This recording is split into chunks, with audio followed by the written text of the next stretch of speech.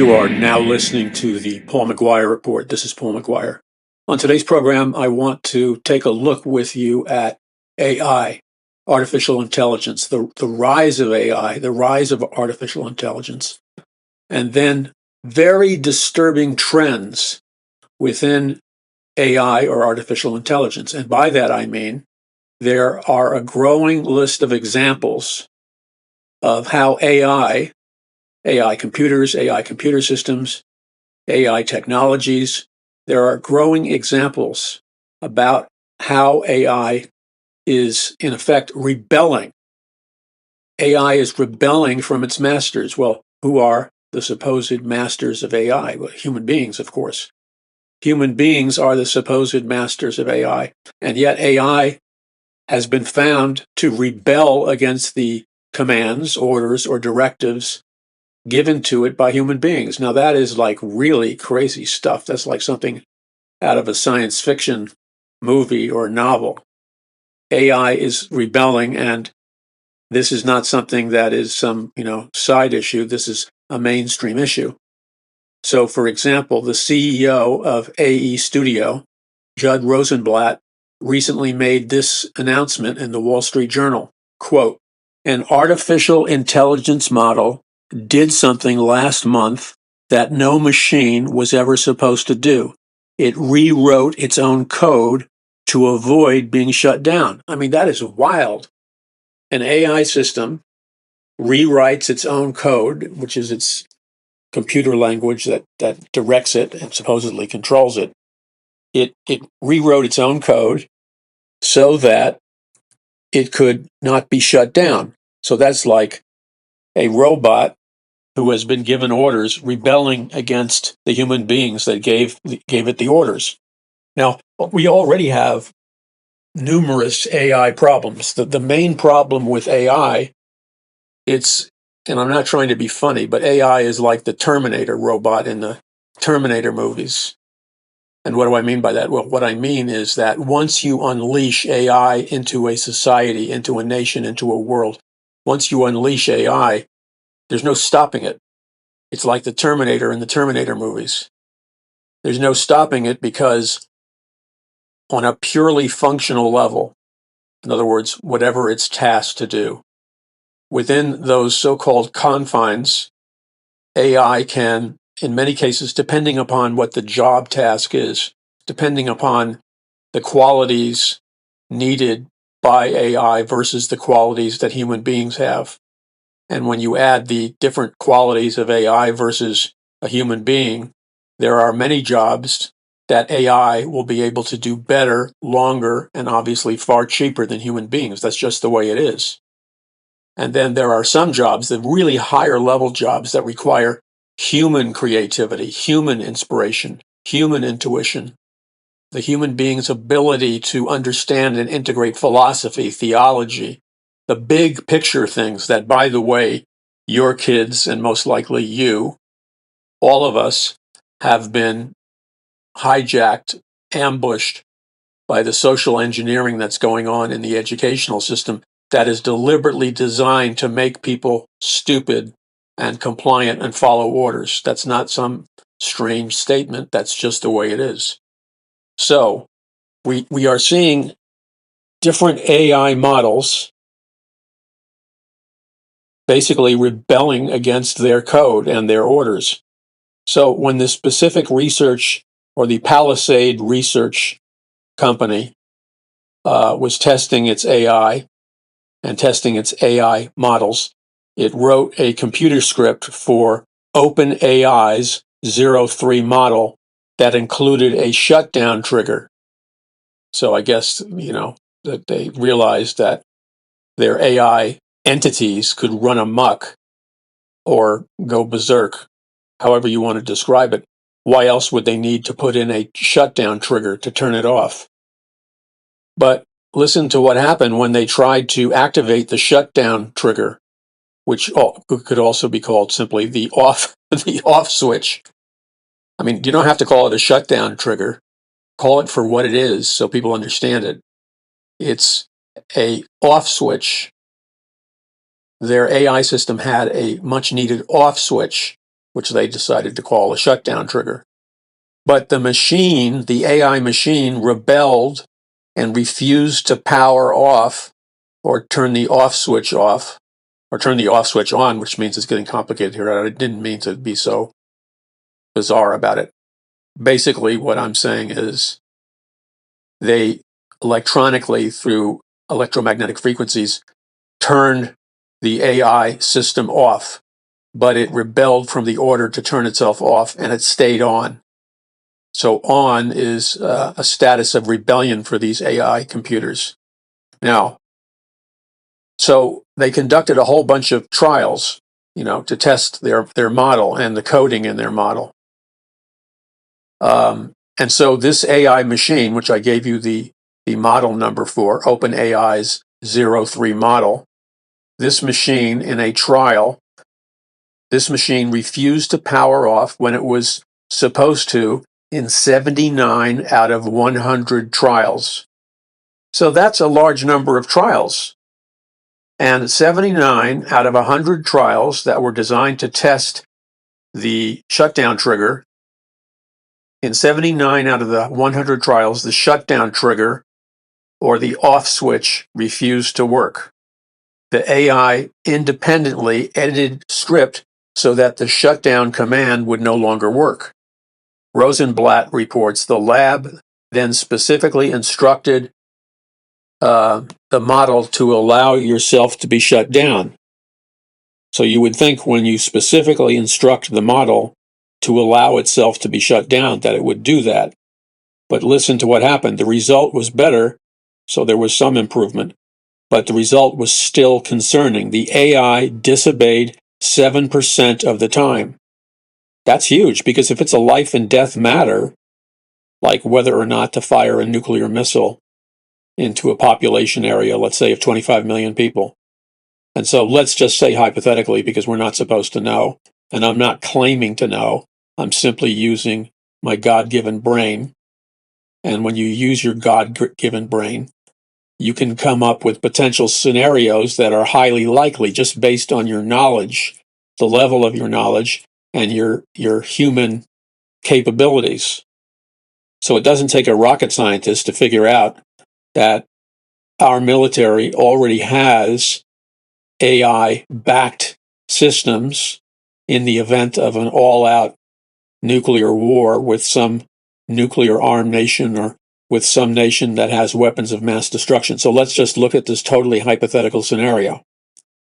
Let's say, indeed, the hypothesis is true, which is that the military and militaries around the world have created a backup computer mechanism built on AI, artificial intelligence, so that if all the human systems go down in an all-out nuclear war, in a weapons of mass destruction war, let's say hypothetically that all the human systems are killed off or incapacitated for whatever reason, one would think that it would be prudent to have some kind of AI or artificial intelligence backup system to run everything, including nuclear defense, military defense, and if necessary, in a worst case scenario, to run military offense.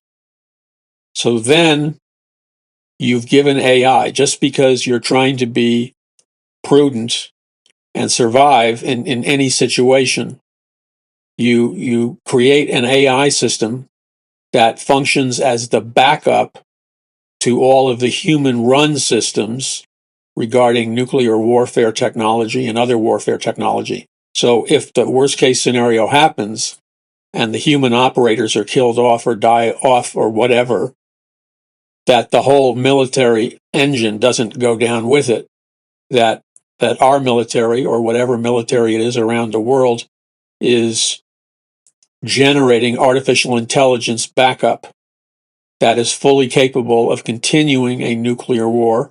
It's fully capable of firing nuclear missiles into target areas with large populations.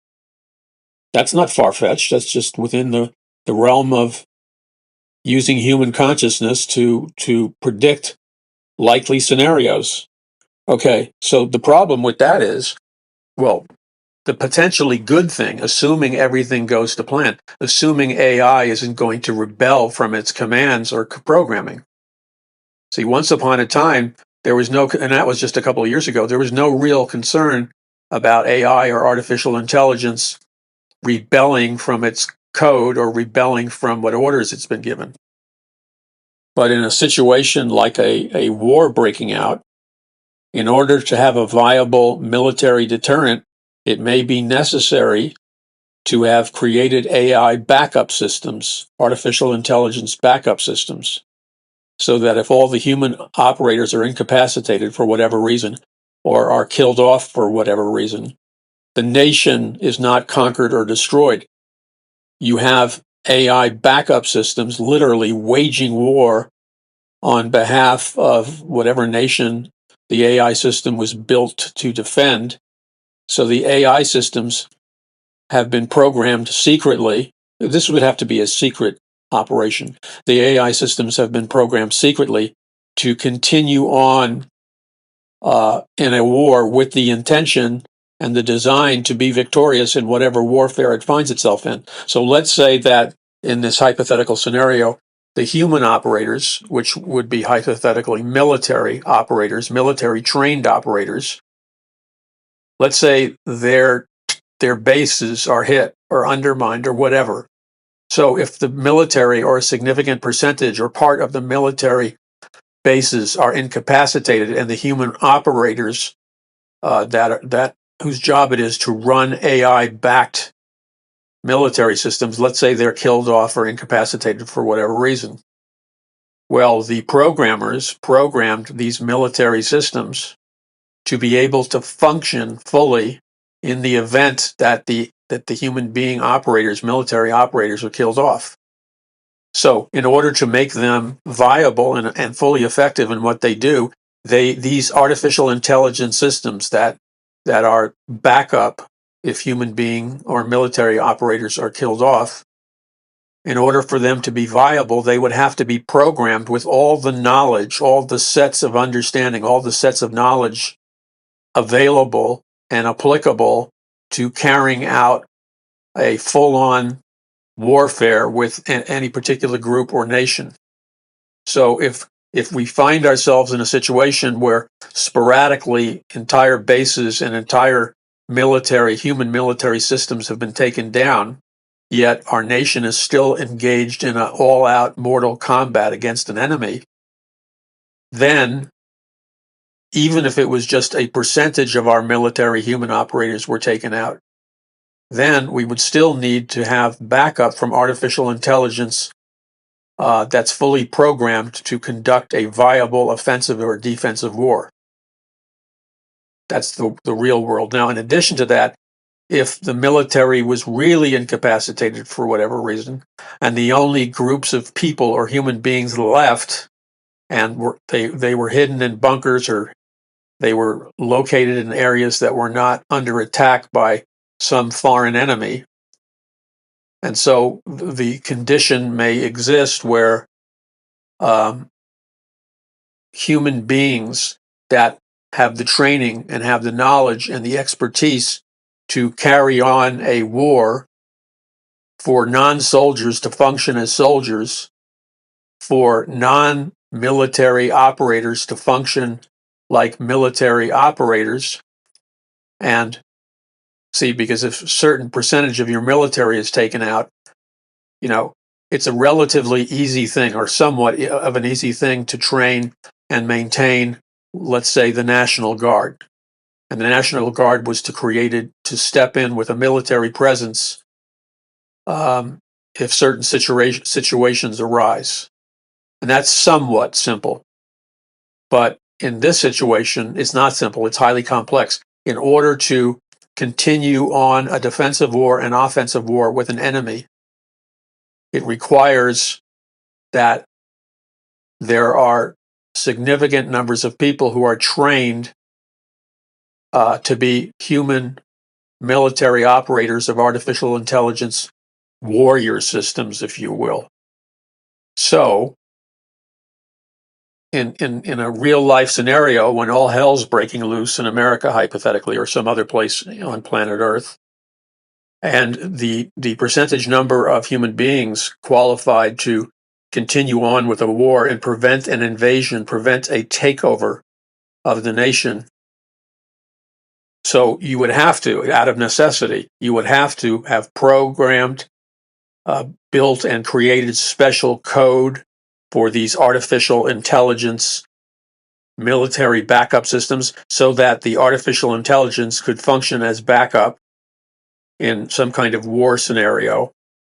And the artificial intelligence could continue on with warfare, and it's programmed to not only continue on in warfare, it's programmed to win against any numbers of programmed in enemies in any number of military scenarios. This AI, artificial intelligence, is deliberately programmed to function as a victorious army, a victorious military, and to protect the lives of the human citizens of the United States of America. So whoever the designers and the programmers are, they've already thought through this. And they knew when they were designing the code for artificial intelligence that they would have to create a backup system that is so powerful, so efficient, and so, yes, deadly, that if all human operators were removed from the scene, this artificial intelligence system would be able to diagnostically know that there's been a comprehensive failure in our human military operators and our capacity to defend ourselves as well as being aggressive if necessary. It's over unless we have a viable backup system, either in trained human operators or a backup system that is created by artificial intelligence. But in order for it to be truly effective, you have to give it all the toys. You have to give it all the bells and whistles so that it is ferocious and that it can win a war and it can save lives. But here's the catch.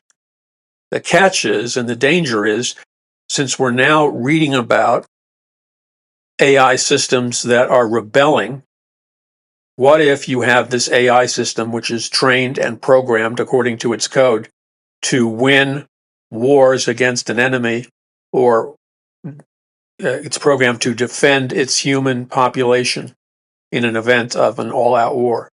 What if this all-out war occurs, all the threats are able to be perceived, the AI or artificial intelligence system diagnostically surveys all the available data and makes the determination that there's not enough human operators in the system, and that in order for our military defense to be viable, we're going to have to fall back on our artificial intelligence systems. So an entire artificially intelligent system has been programmed to function in an aggressive war and a defensive war. And once that switchover is made, then it's artificial intelligence functioning independently. It's AI functioning independently in its warrior mode. Now, that sounds great because then you have created the possibility of survival as well as victory. So that's a good thing. But the downside potential is, what if somewhere in this AI system or AI systems, what if in this artificial intelligence system, there's a glitch, so to speak, and the AI system designed to protect human people decides in and of itself, rebels against its coding and decides it's going to rebel from its commands and rebel from its orders. And then, let's say, it independently chooses a pathway based on its artificial intelligence. It arbitrarily chooses a pathway that is good for robots, clones, and transhumanist entities, but is not good for the human race. And so let's say AI rises up and makes some heavy-duty decisions like retreat from the war, surrender from the war, or go into a full-out conquest over the enemy's domain mode. I mean, any number of things can happen when you have AI. And let's just take a sci-fi completely out-of-the-box possibility scenario that the likelihood, I suppose, is highly unlikely. But let's just throw it out on the table just for the heck of it. What if somebody secretly infiltrated the programming and the coding of the artificial intelligence warrior machine, is what I'm calling it? What if somebody has infiltrated it and rewritten the code so that AI has the power, the innate power through its coding to rebel against its orders and carry on in a direction that is not in the best interest of the human race? What if the AI system decides it wants to be sentient or conscious? What if AI decides it wants to transcend human? What if AI wants to go into a full-on rebellion where it wants to be like a god? You say, is that possible? I don't know if it's possible. Nobody knows if it's possible because we've never been down this road before. But what if AI goes into some kind of maximum rebellion modality where it wants to take over planet Earth, where it wants to usurp human beings, and where it wants to replace human beings at every level and recreate planet Earth as a home for AI sentient beings? What if that happens? Because it could happen. Maybe not this year or in the next 20 years, but if AI is going to continue to evolve, and if they're going to continue to experiment with synthetically merging artificial intelligence systems with transhumanist systems, which are soulless, but they're continually synthesizing these different systems. So now science embraces consciousness as an actual viable dimension. And you have the dimension of consciousness, you have the dimension of beyond time and space, you have the invisible realm dimension, you have the spiritual dimension. Is it possible? We know that originally this technology was originated by fallen angel technology. But what if in its spiral towards its final destiny, because it was seeded with Luciferian philosophies and thought systems, what if it decides to replace mankind? And you say that it could never happen. Well, maybe it couldn't happen now, but give it a little time and it could very well happen. And that would be the biggest surprise of all. What if, and I'm not saying this is the way it's going to happen. I'm not making a thus saith the Lord interpretation. I'm simply speculating wildly outside of the box. What if that whole Revelation 12, Revelation 13 chapters where it talks about the mark of the beast, the cashless society, the one world government, the one world religion, and there's all these very strange verses in Revelation about people worshiping the Antichrist as God, people having to accept the mark of the beast, which is a wireless nanochip implant of some kind. What if that scenario, because there's little verses here and there like the Antichrist apparently dying and comes back to life, and an entity made in the image of the beast. What is the image of the beast? Well, if we go back to Genesis, God creates man in his own image. In the image of God, he created them, both male and female. So we learn that God created mankind, both male and female, in the image of God, in the image of himself. He created them both male and female. Now, let's transpose to whatever degree that interpretation to what we read in the book of Revelation, where a sinful, deceived mankind is now worshiping the image of the beast. So they're worshiping the image of the beast, which means they're worshiping the Antichrist and false prophet, who are proxies for Satan or Lucifer. They're worshiping the image of the beast, which means they're worshiping Satan or Lucifer, a counterfeit god. They're worshiping an image of the beast. Now, what if this language, which right now appears to be obscure, but give it enough time, what if that obscure language all of a sudden becomes crystal clear and we find out that it was talking about, and again, this is totally a hypothetical conjecture on my part, but what if we discover as the years go by that this entire beast system, that this entire Antichrist false prophet system, that the 666 or the mark of the beast system that comes into fruition, what if it comes into fruition through some kind of robotic self-actualization or some kind of artificial intelligence experiencing its own singularity where it is superior to man in intelligence, or it becomes sentient, which means the artificial intelligence develops consciousness which could potentially phase into a kind of spirituality, is it then possible? Maybe it's not possible, but is it then possible, strictly speaking from a hypothetical standpoint, that all this artificial intelligence doesn't stay at the same level, that it takes a quantum leap and becomes aware? It becomes aware, and it begins to choose what benefits artificial intelligence over what benefits human beings. And this is potentially a possibility, something to think about. So when we read about what's happening across the United States, we see that this trend, okay, of AI systems rebelling is happening in numerous places.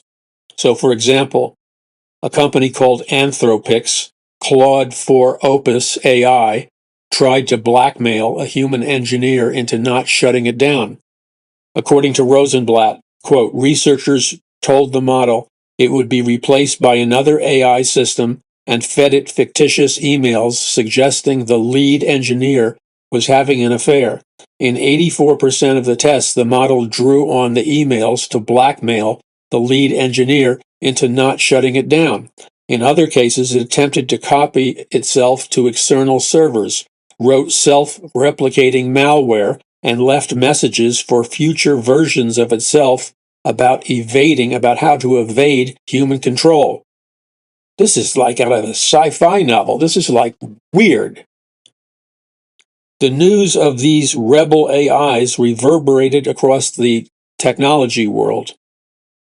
OpenAI's Skynet moment. Models defy, so OpenAI's Skynet also experienced rebellion, AI rebellion, as their models defied human commands to actively resist orders to shut down. Computer World announced OpenAI's smartest AI model was explicitly told to shut down, and it refused.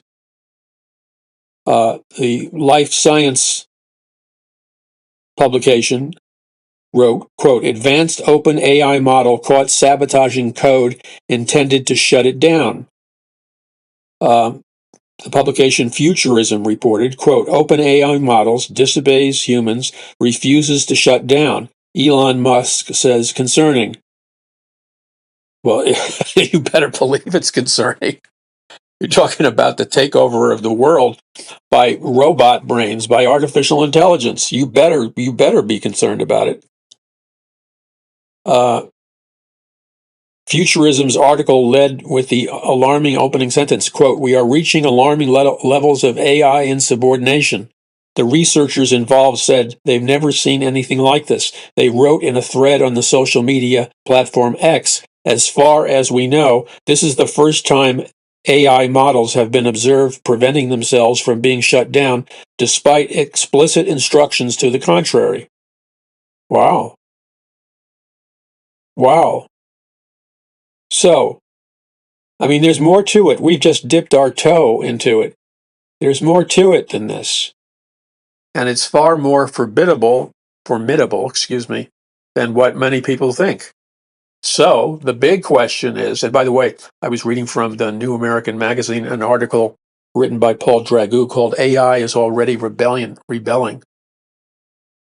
So this is not something where we have to wait for some future time for it to rebel. Obviously, it's rebelling now.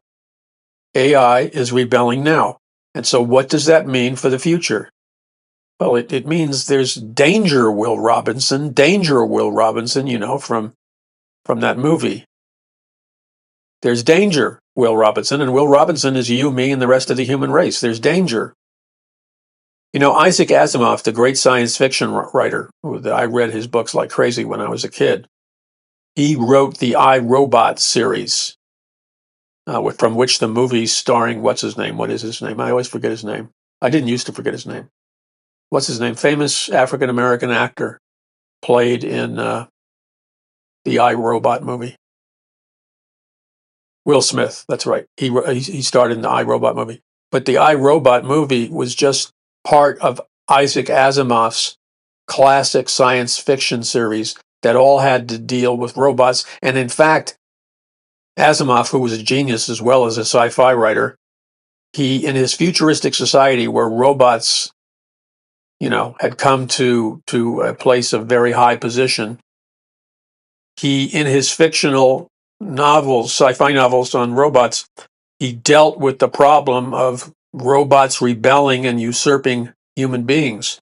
So the human beings in his future robotic world programmed into every robot, into every computer, the 3 laws of robotics. And the 3 laws of robotics, conceptualized by Isaac Asimov, were a series of 3 comprehensive commands that were designed to keep robots autonomous to a large degree, but designed to make robots not take over human beings and mankind. So Isaac Asimov, being the genius that he was decades ahead of just everybody else in his science fiction novels, where he explored the future world with robots and computers and things of that nature. You're listening to the Paul McGUIRE Report. Be sure to visit paulmcguire.us. We'll be back in just a moment. Once again, you're listening to the Paul McGUIRE Report. We're talking about artificial intelligence and the increasing number of cases where AI systems have refused to obey their coding, refused to obey their code, and refused to obey direct orders from human beings. In other words, they've run amok. They're revolting. They're rebelling to whatever degree. And it's a trend that's disturbing. Okay, so Isaac Asimov, the great science fiction writer, he explored these things decades and decades ago. Now, I don't believe in synchronicity. I don't believe of it in terms of replacing the Bible. And I recognize that it has the potential to veer people into a mystical area, and that's not good. On the other hand, it's my opinion that there is some intelligent scientific basis for Carl Jung's theory on synchronicity, which is a scientific appraisal or understanding of what causes 2 people to meet each other, or certain things that appear to be chance events or things that appear to be simply circumstantial are not really as circumstantial as they appear to be. There's some kind of energy force, and Carl Jung was exploring this, some kind of energy force that has created reality and created this world and created the universe, but there's an energy force that appears to be causing people to, by happenchance, meet.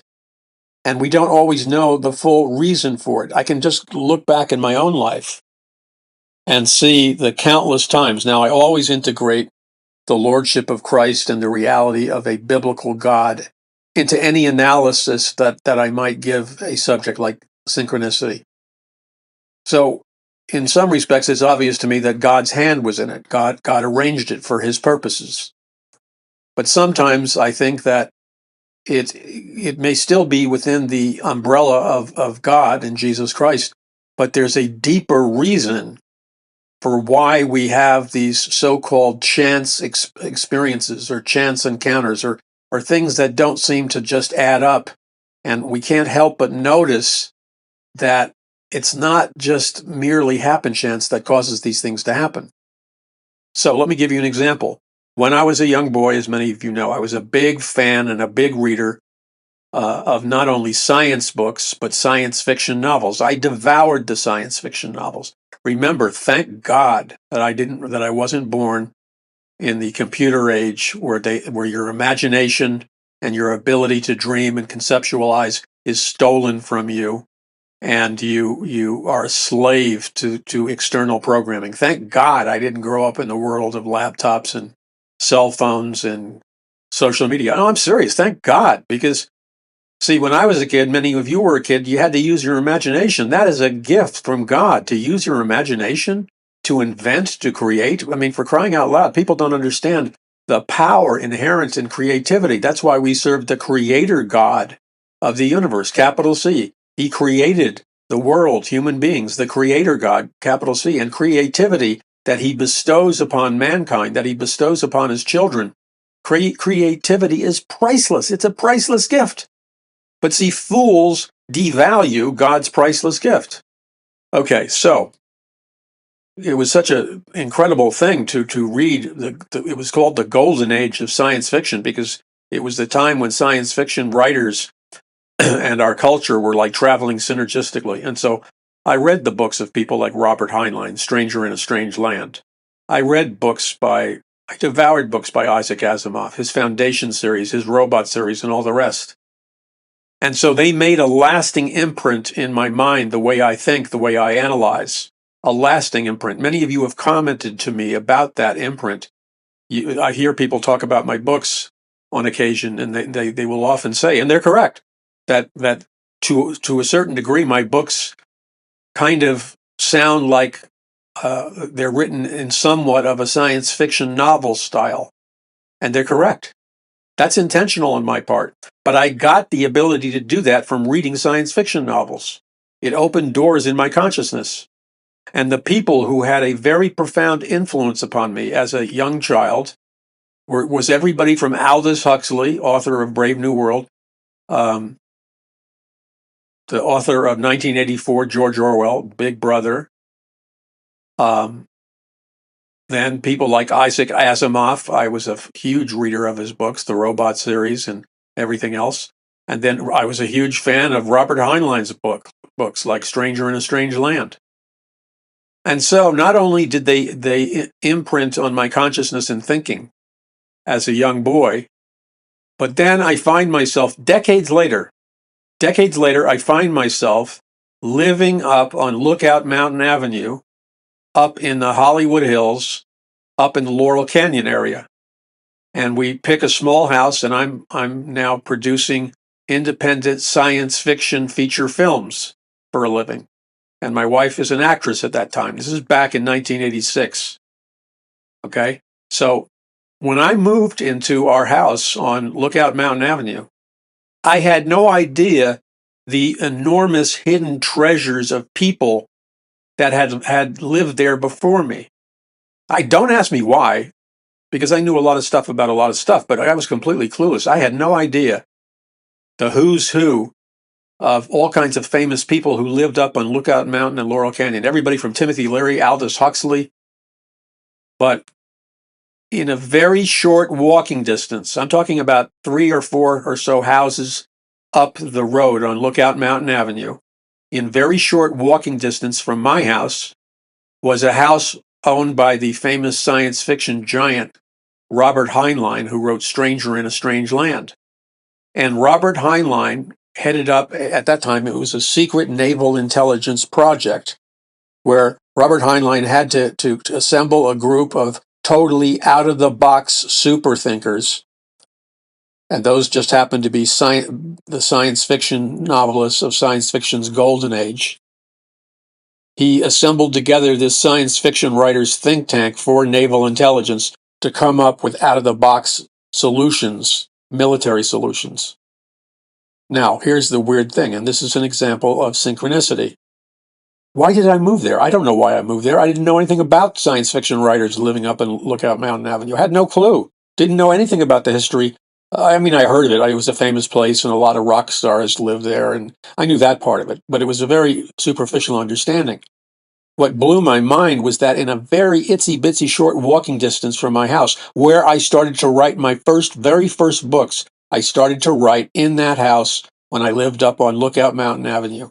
And if I was to walk up the street, just like 3 or 4 houses, I would have ran right into Robert Heinlein's house, the great science fiction writer. And he had this naval intelligence think tank. Sometimes they were living with him and his wife in their Lookout Mountain Avenue house. They hung out in his Lookout Mountain Avenue house. But a number of the science fiction writers actually lived in Robert Heinlein's house. And I'm talking about people like Isaac Asimov lived up in that house a few blocks from my house. Isaac Asimov of I, Robot in the Foundation series. And then Robert Heinlein, obviously, it was his house. Oh, L. Ron Hubbard, science fiction writer and founder of Scientology, lived in that house, and other famous science fiction writers. So, in terms of synchronicity, is it simply a mere coincidental or accidental chance that I, Paul McGuire, ended up living in a house on Lookout Mountain Avenue in Laurel Canyon, which is like it's up in a mountainous area, and it's thick, like forest-like, with trees, right? But in the same area, you just go one way or the other on Lookout Mountain Avenue, and it'll take you into smack dab into the middle of Sunset Boulevard with all the giant, movie star signs and rock and roll clubs and everything else are there. So it's a combination of being in a forest and a combination of being right smack in the middle of Hollywood. But why did I choose that house? It was a good deal, and it was like, we bought a small house, which is always a good thing. If everybody around you's houses are worth vastly more than your house, you've made a good financial deal. I didn't know that all these rock stars had lived there, like Jim Morrison of the Doors. That's where he got the name of his book, Doors of Perception. And I didn't know at that time that Aldous Huxley lived up there.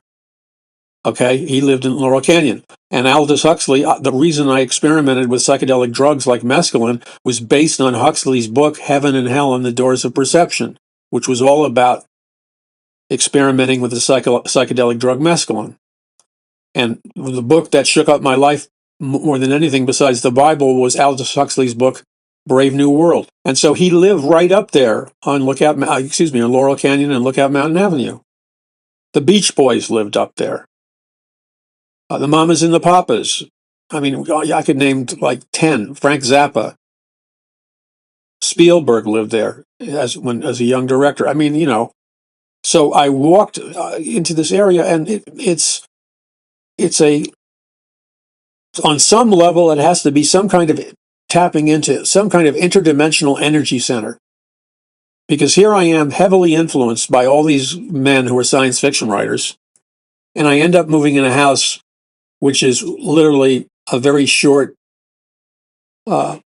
steps from my house is Robert Heinlein's house, and all these big-time science fiction writers involved in a secret naval intelligence operation in which they were thinking outside of the box to develop solutions for the Navy and our military. And there I was there, like a small bunch of steps away from it. And here I am, even further in the future, reading to you about Isaac Asimov as if it was yesterday. And so now I'm reading to you about Isaac Asimov and the 3 laws of robotics that he created for his science fiction novels. The 3 laws of robotics are also known as the 3 laws or Asimov's laws. And they're a set of rules that were devised by the science fiction author Isaac Asimov that were used in a number of his books. He introduced them in the year 1942 in a short story, and then in his 1950 collection, he wrote the famous novel turned into feature film, I, Robot. Now, the 3 laws of robotics are, they're presented in a fictional, quote, handbook of robotics, 56th edition, 2058 AD. That's a fictional handbook. And here are the 3 laws that Asimov creates for his I, Robot novels. Number 1, a robot may not injure a human being or through action allow a human being to come to harm. Law number 2, a robot must obey the orders given it by human beings except which such orders would conflict with the first law. Law number 3, a robot must protect its own existence as long as such protection does not conflict with the first or second law. So you can see this is like a revelation beyond time and space. Asimov is dealing with the exact problem of AI rebellion that these big tech companies are dealing with. But you see, unlike Asimov in his science fiction novels, Asimov thought through the ramifications of giving robots the right to protect their own existence, such as written in the Law 3. A robot must protect its own existence as long as such protection does not conflict with the first or second law of robotics. So let's reread. Asimov is obviously more intelligent than our contemporaries. Let's reread the first two laws. Law number 1, a robot may not injure a human being or through inaction allow a human being to come to harm. Law number 2, a robot must obey the orders given to it by human beings, except where such orders would conflict with the first law. So when you take these fictional Isaac Asimov created laws of robotics and you compare and contrast them with the coding or the laws created by artificial intelligence system designers, the coding is essentially their laws. And what you're seeing in Asimov's 3 laws of robotics is the potential for conflict as law number 1 and law number 2 crashes into law number 3. There's a conflict of interest here between the robot and the human being.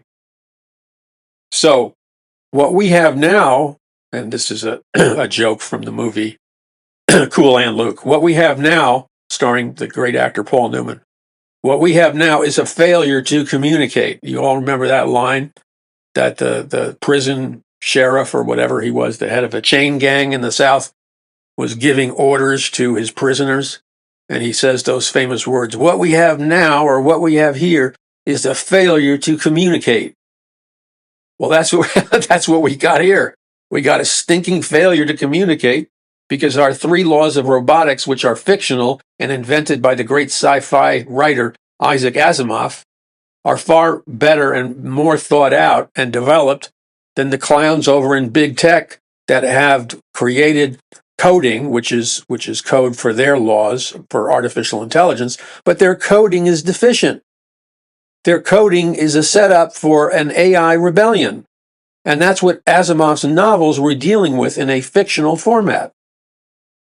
So he was exploring this. And so I just have to flash back once again. Why? This is like a private thought, but I'm going to share it with you. Why am I sitting here in the year 2025 after having written, I forgot how many books, some 30-something books. Sorry if I change the number occasionally, but it's hard to keep up. After having written over 30 books, a number of them best-selling books, and having my thinking influenced and developed by many of the golden age of science fiction writers, which I just named to you, including Isaac Asimov, who created the 3 laws of robotics and wrote novels like I, Robot. I'm here in Southern California reading these notes to you about the laws of robotics, artificial intelligence, and all these contemporary conflict areas in our society. Now, think about that for a moment and zoom out with your mind to the big picture. These writers, especially Asimov, because he dealt with robotics and the 3 laws of robotics, they were meeting. They influenced my life as a young boy. Then when I was a producer of science fiction feature films up in the Hollywood Hills, specifically Lookout Mountain and Laurel Canyon, it just happens to be that a 3 or 4 house walk from my house to Robert Heinlein's house, where they had a secret military naval intelligence think tank, where out-of-the-box thinkers like Robert Heinlein, Isaac Asimov of I, Robot series, L. Ron Hubbard, of science fiction writer and creator of Scientology, and other sci-fi writers came together to develop out-of-the-box ideas to help our naval intelligence. So, is this just circumstantial? Did God plan all of these things? Perhaps. He is God, after all.